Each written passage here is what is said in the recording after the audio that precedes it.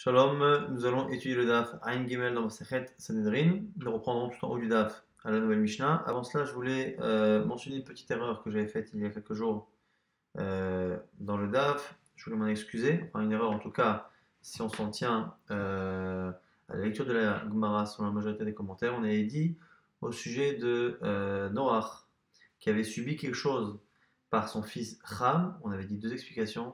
Soit c'était un viol, soit c'était une castration. On avait expliqué que selon celui qui dit que c'était une castration, dans le but de lui éviter d'avoir un quatrième enfant de la part de Ham, on comprenait pourquoi il avait maudit Ham par son quatrième enfant, Kenan, en disant que Arour Kenaan.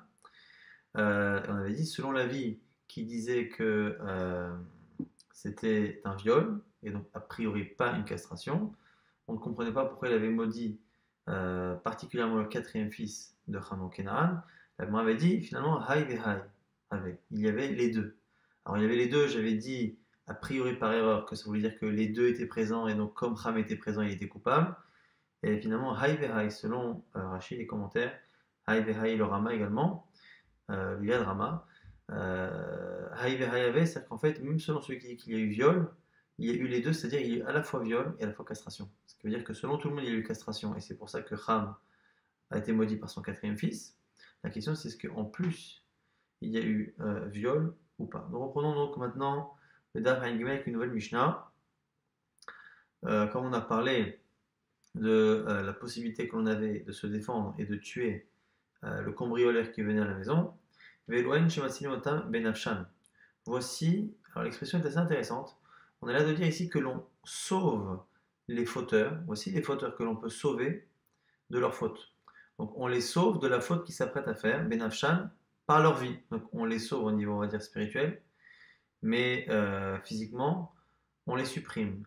Arodef achachavero leorgo, celui qui poursuit quelqu'un pour le tuer. Ve'achar et celui qui poursuit un homme pour le violer. Ve'achar anara meorasa, et celui qui poursuit une jeune fille qui est mariée, meorasa qui n'a pas fait la choupa, mais qui est mes coups d'échette. Ce genre de personnages-là, on les sauve. Alors ici, ce qui est intéressant, c'est que on a l'impression qu'on le fait pour le fauteur et non pas pour la victime. On dit Matselin Otan Benachan, on sauve ces personnes-là par leur vie. On verra que dans la Gemara, c'est un peu plus complexe. Il semble que ce soit aussi et surtout pour la victime. Maintenant, Aval Arodef Achar Behema, mais par contre, celui qui s'apprête à s'approcher d'un animal, qui s'apprête à profaner Shabbat, ou celui qui s'apprête à pratiquer l'idolâtrie, En Matselin Otan Benafshan, cela on ne peut pas les sauver par leur vie, on verra également, parce que là ici, ils ne font de mal physiquement à personne. Tanora Benan, on a une braïta qui dit maintenant, d'où sait-on qu'un poursuivant, donc quelqu'un qui s'apprête à tuer, doit être tué. Tavuloma Lagma propose le pasuk Lotaramod Adam Re'echa.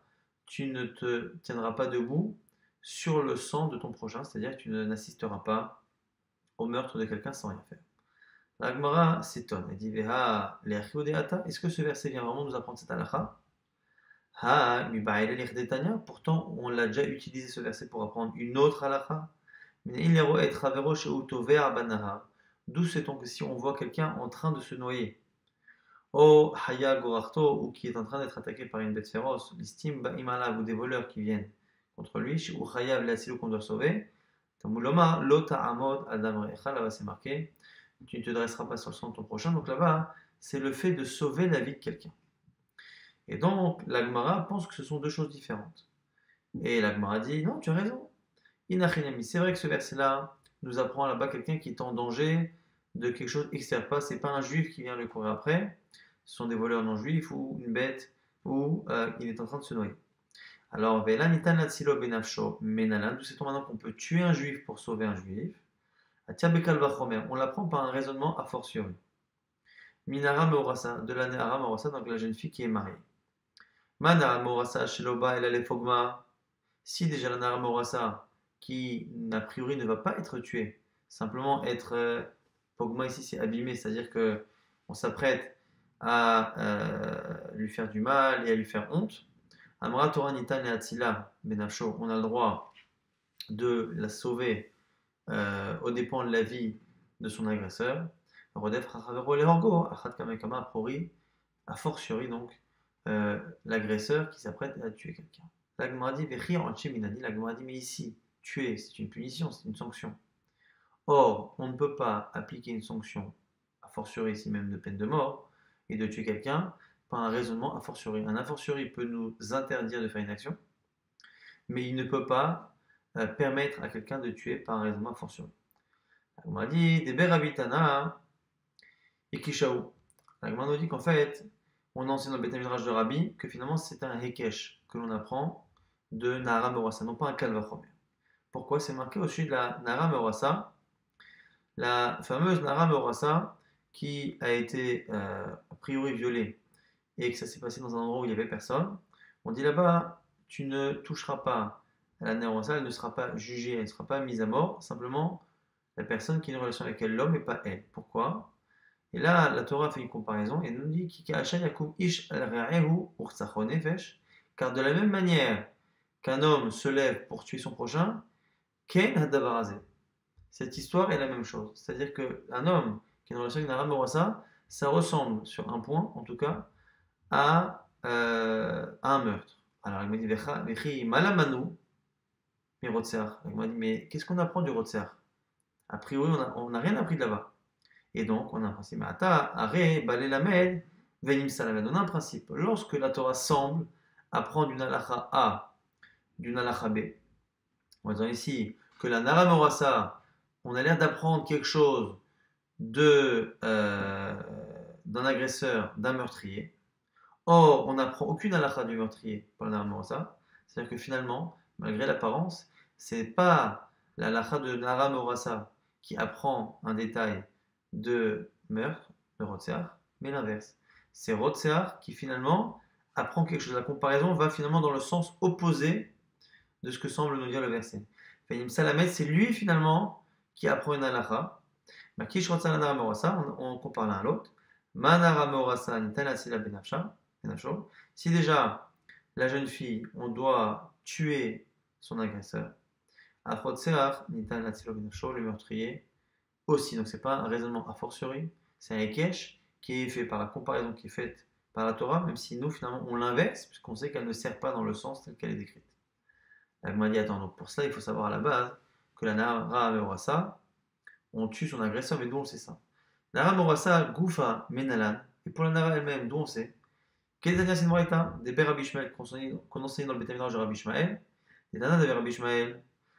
Ça, Merasa Ve'en Moshiach, on a dit que là-bas, pourquoi on ne met pas à mort cette jeune fille? Parce qu'on part du principe qu'elle a dû crier, elle a dû essayer de se défendre et d'être sauvée. Et comme c'était dans un endroit où il n'y avait personne, on a une présomption qu'elle a crié et que Ve'en Moshiach, et que personne n'est venu la sauver. De l'expression personne n'est venu la sauver, on apprend que si quelqu'un était présent, il aurait dû la sauver et à n'importe quel prix, et donc même au prix de la vie de son agresseur. Donc du coup, on voit ici que le sauveur a le droit d'utiliser tous les moyens pour la sauver. Donc finalement, comment on apprend? La Morassa, on sait qu'elle n'est pas coupable quand il n'y a pas quelqu'un pour la sauver. De là, on apprend qu'on peut la sauver de n'importe quelle manière, et donc on peut tuer son agresseur. Et du coup, comme la Torah compare cela à un meurtre, ça veut dire que le meurtre également nous permet de tuer celui qui fait une tentative de meurtre. Gouffin, on revient. On reprend ce qu'on a dit il y a quelques instants. On sait que quelqu'un qui est en train de se noyer, d'être attaqué par une bête féroce ou par des voleurs non juifs, dont on sait qu'on doit le sauver. Tamuloma lota amod adam re'echa, c'est marqué, tu ne resteras pas présent devant le sang versé de ton prochain. On m'a dit, ah, mais achanavka, mais atamavka, avedat goufou. La Gemara a dit non, on peut l'apprendre par ailleurs. La Torah nous dit que lorsque quelqu'un trouve un objet qui appartient à son prochain, il a une mitzvah de rendre l'objet. Et on nous dit quoi? Avedat goufou minayin tamuloma vachevoto lo. Lorsqu'on parle là-bas de la mitzvah de rendre, on dit tu prendras l'objet, on a une répétition vachevoto lo. Et tu le rendras à lui. Alors tu le rendras à lui, le c'est l'objet. Et au lieu de dire tu lui rendras, on dit tu le rendras à l'objet, donc à lui. Là il y a une répétition, et donc la Gemara nous dit que qu'est-ce qu'on apprend de là-bas? C'est que tu le rendras à lui, ça ne parle pas que de l'objet, ça parle de lui-même. Et c'est de là-bas qu'on apprend que lorsqu'une personne n'est pas en train de perdre son objet, mais est en train de perdre la vie, on a une mitzvah de lui rendre sa vie. De la même manière qu'on a une mitzvah de lui rendre son objet, on a une mitzvah de lui rendre son corps, de lui rendre l'accès à la vie. Alors la Gemara nous dit du coup, puisque c'est cela, pourquoi on dit qu'on apprend de l'otarmod al damrecha?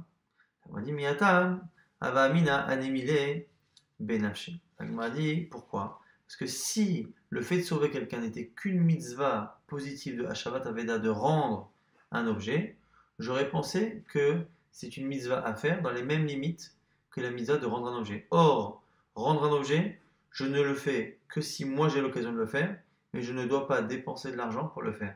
Si pour rendre l'objet, je dois payer quelqu'un pour aller le rapporter, je dois payer quelqu'un pour aller le chercher, à ce moment-là, je n'ai pas la mitzvah d'Ashavat Aveda. J'aurais pu penser, si le fait de sauver quelqu'un n'était qu'une mitzvah de Hashava, de restituer à son propriétaire ce qui lui appartient, ici en l'occurrence son corps et sa vie, je n'aurais pas été aussi loin dans l'obligation. Donc que Benafché, Aval, Mitra, Romigar, Agouré, mais se fatiguer éventuellement, dépenser de l'argent, et Imalo, j'aurais dit non, Kamash Malan, du coup de l'autre Armodarecha, qu'il y a un interdit d'assister à un danger, donc il y a non-assistance à personne en danger qui est un interdit dans la Torah.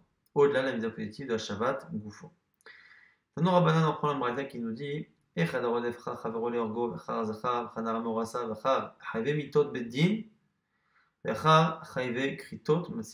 rajouté maintenant, au-delà de ceux qui étaient marqués dans la Mishnah, donc un meurtrier, un violeur pour un homme ou pour une jeune femme mariée, mais également celui qui s'apprête à contraindre quelqu'un d'avoir une relation qui est soit chayav mita passive d'une peine de mort, soit chayav kritout, chayav carré donc d'excommunication, de retranchement du peuple.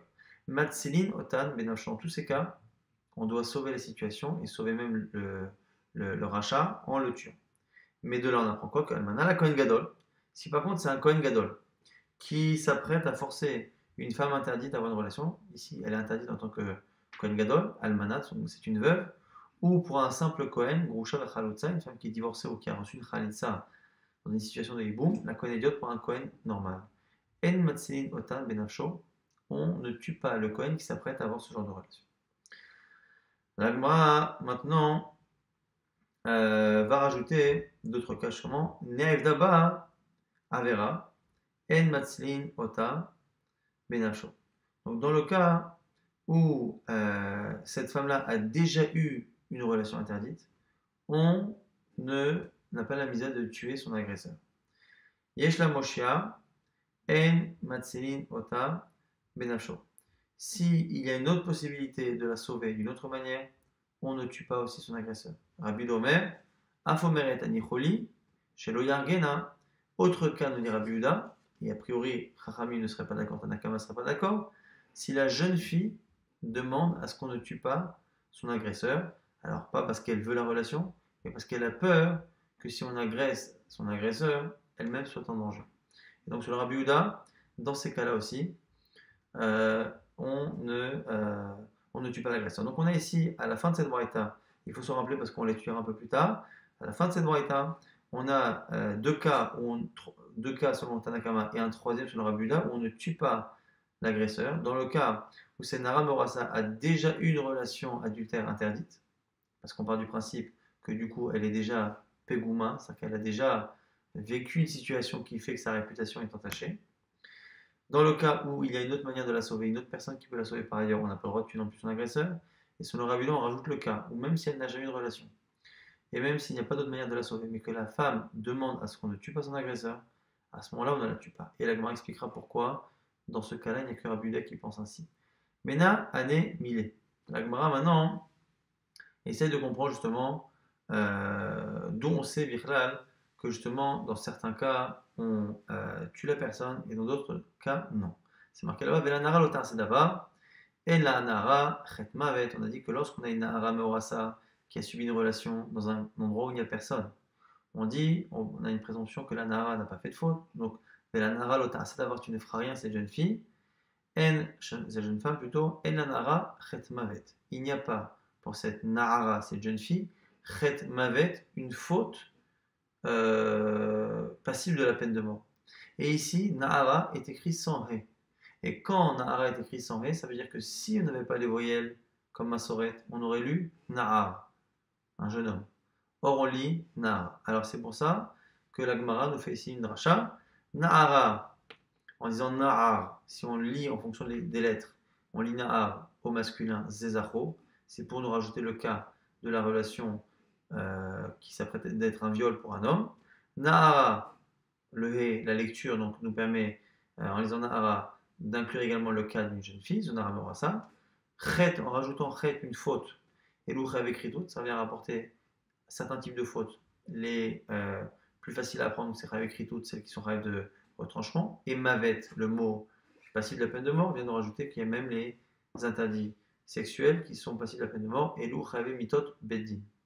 Et donc, du coup, il n'y a que finalement les relations qui s'apprêtent à être faites à un homme, à une naramorasa, ou une relation interdite par karet ou par mita, qui permettent à la personne qui assiste à cela de tuer l'agresseur. Tous les autres cas, non. On a dit, Kolhané la Mali. Pourquoi a-t-on besoin de tout cela?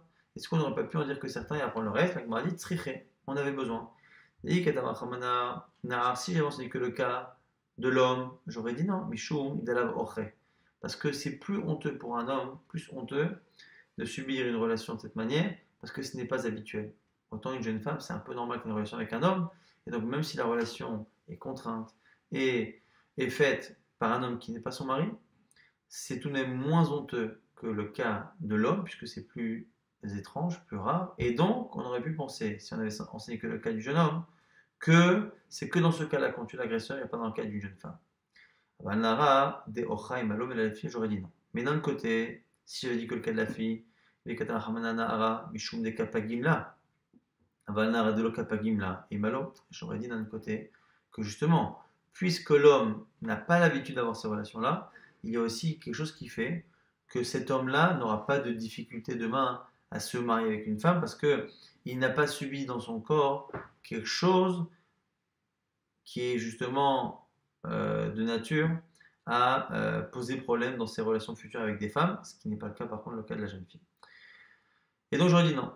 Veille Katara Hamanad, et donc les deux étaient nécessaires. Mais si on enseigne que les deux, Nahara et Nahar, donc le cas du viol d'un homme ou d'une jeune femme, Mishum de Aïlov Achahu, Ve'akapagim le, Avash Arayod, Ochayu, Velon Afish, Pigamayu. Et j'aurais dit les autres cas, où c'est des autres relations interdites. Où d'un côté, c'est entre guillemets habituel, parce que c'est une relation entre un homme et une femme, mais où la honte et le pgam, la conséquence n'est pas aussi grave que pour le cas d'une femme mariée, et malo j'aurais dit non, c'est pour ça que j'ai besoin d'apprendre kritout. Et si j'avais dit que le mot chet, comme chet, faute, ne définit pas si c'est karet ou pas karet, j'aurais dit peut-être que c'est toutes les fautes, tous les interdits de la Torah de Harayot permettent à la personne qui assiste à cette tentative de tuer l'agresseur. C'est pour ça qu'on avait besoin de rajouter mavet, la mort, pour dire que non. D'abord, ceux qui s'apprêtent à faire une relation qui est passible de la peine de mort, et après chet, on rajoute le niveau juste en dessous, c'est karet. Et donc, ça nous apprend au passage qu'en dessous de karet, si c'est simplement un interdit de la Torah comme un Bana Kohen Gadol ou Groucha Vachalousa le Kohen Idiot, on ne peut pas tuer l'agresseur. Et si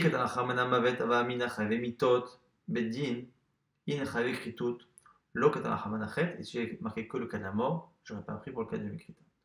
De Karet. La Gemara dit, attends, on aurait pu enseigner que le cas de Chet Mavet. Et on aurait appris quoi? On aurait appris que toute relation interdite qui est condamnée par Karet ou par Mita permet à une personne de tuer l'agresseur. J'aurais dit, et donc dedans, j'aurais inclus quoi? Nara Morasa, qui est Chavid Mita, et Mishkav Zacho, la relation avec un homme, qui est Chavid Mita. Elle m'a dit, tu as raison, Inachinami. Et là, Na'ara, Chad Lemaote Ovet Kochavim, et Chad Lemaote Behema Ve Shabbat. Alors tu as raison. La Gemara nous dit finalement, alors pourquoi on a besoin de Na'ar et de Na'ara? C'est pour parler finalement d'autre chose. Celui qui fait Avodah Zarah, et celui qui s'apprête à justement avoir une relation soit avec un animal, soit Shabbat. Le fait de dire Nahara et Nahar, c'est pour dire au final qu'il y a d'autres, n'inclut pas tout ce qui est Chayav ou tout ce qui est Chayav Karet. Parce que si on dit que Chet Mavet, j'aurais dit qu'il n'y a peut-être pas que les interdits sexuels de Karet et de Mita, c'est qu'il y a les autres interdits de la Torah de Karet et de Mita. Donc exemple, Avodah Zarah, Shabbat et Behema. Or on sait que c'est faux, et donc c'est pour ça qu'on a eu besoin de dire Nahara, pour montrer que ce sont bien les relations interdites qui permettent de tuer l'agresseur.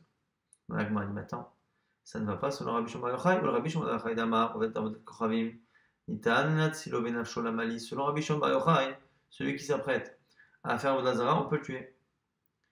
On dit Chalema ou Behema, Chalema ou Shabbat.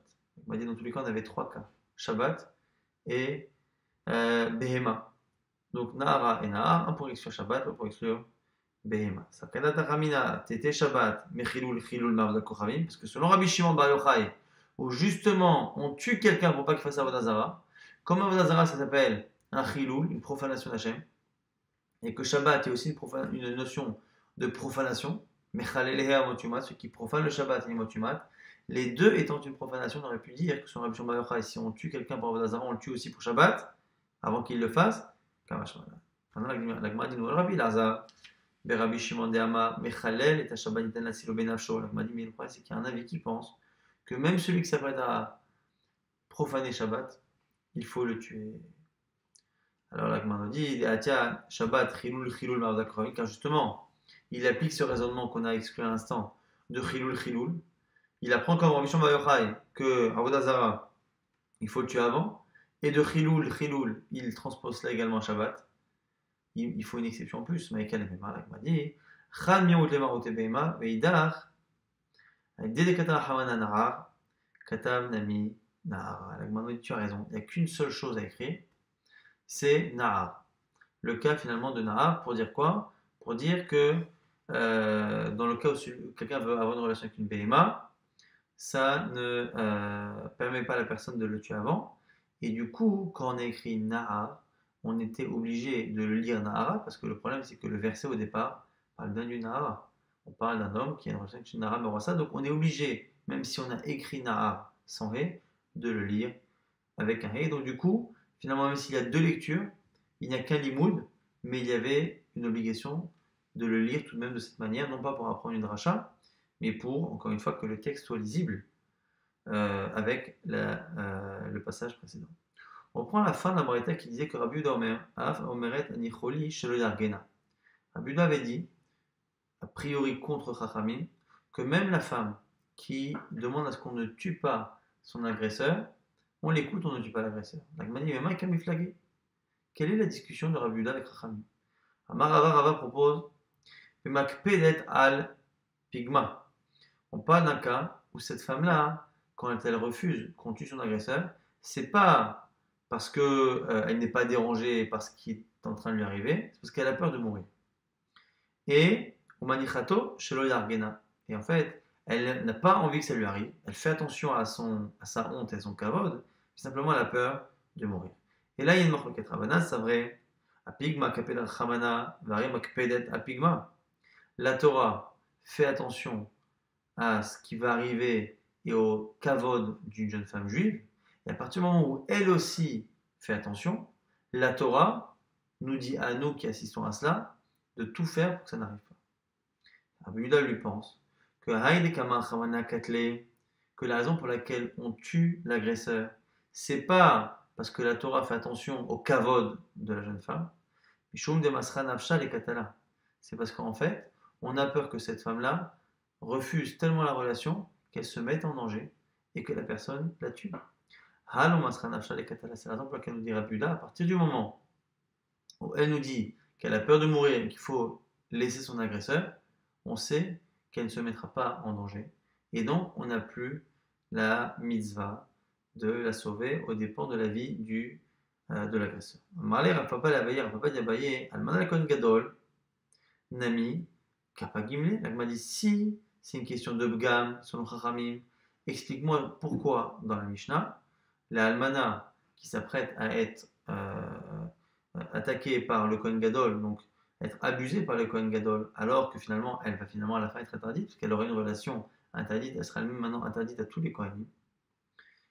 Pourquoi, finalement, selon Chachamim, on ne tue pas le Kohen Gadol? La Gemara nous dit, Amarle, Pigmak, Rabba, Kapina, Chavanamel, selon Chachamim, où la Torah a autorisé que l'on tue dans le cas d'un viol, parce qu'on fait attention au kavod de la femme, on fait attention à un kavod très important dans le cas par exemple d'une femme mariée, et dans le cas d'une almana qui sera juste interdite maintenant au Kohanim parce qu'elle a une relation avec un Kohen Gadol, Pigma Zuta, Lokapin Hamana, la Torah n'a pas autorisé que l'on tue pour un kavod, on va dire, une part de kavod si faible.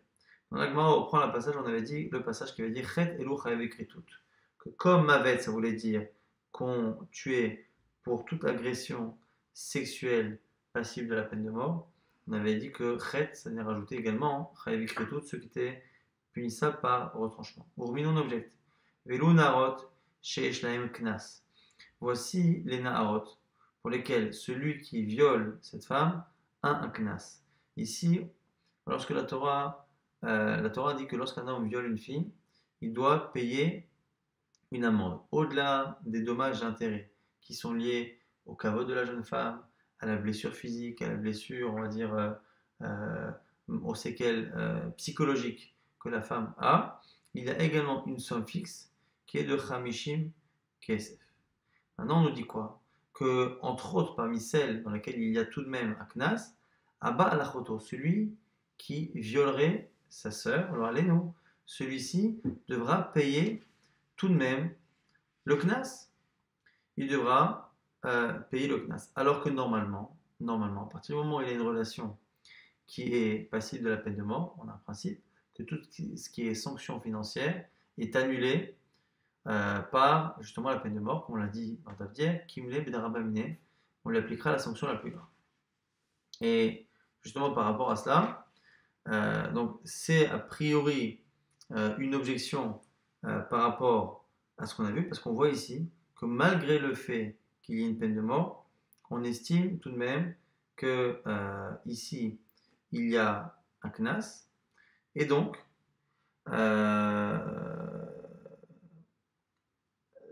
si a priori donc il y a un knas, ça veut dire justement qu'il n'est pas chayav mita, et donc ça veut dire que quand cet homme-là s'apprête à avoir une relation avec sa sœur, et que c'est une relation qui est chayav karet, c'est le cas de la relation avec la sœur, on ne peut pas le mettre à mort. Pourquoi? Parce que si on pouvait le mettre à mort, on tomberait dans le cas qu'on a vu dans le Davdier, que lorsqu'un cambrioleur qui vient à la maison, comme on peut le tuer au moment où il cambriole, du coup, il est dispensé de toute sanction financière. Et là, si on pouvait tuer celui qui s'apprête à avoir une relation de chayav karet, eh bien, celui qui vient pour avoir une relation avec sa sœur, comme on peut le tuer, normalement, il ne devrait pas payer le knas. Ça, c'est l'objection que la Gemara fait à ce qu'on a dit sur chet, que c'est karet. La Gemara répond à moi, Rabbanan, Kameder Aprizda, Chachamim ont répondu d'avoir Aprizda, en disant Misha'at Ar'a Dipkama Iptala Mikatala Mamona Lomeshalem Admarmia. La Gemara nous dit pourquoi finalement dans ce cas-là on peut continuer à dire qu'il y a une obligation ou une misa de le tuer. Donc il est Hamita. Et malgré tout, il est quand même chayav de payer le knas. C'est parce que nous dit ici Chachamim, les deux choses ne se font pas en même temps. Quand est-ce qu'on dit Kimlev Darabamine lorsque c'est la même action qui entraîne deux sanctions? Là ici, nous dit Chachamim, c'est pas au même moment. Pourquoi? Mishaat et Ara, c'est-à-dire le début de la relation. La Gemara va tout de suite définir ce que c'est. Dès le début de la relation, c'est là qu'il est pogem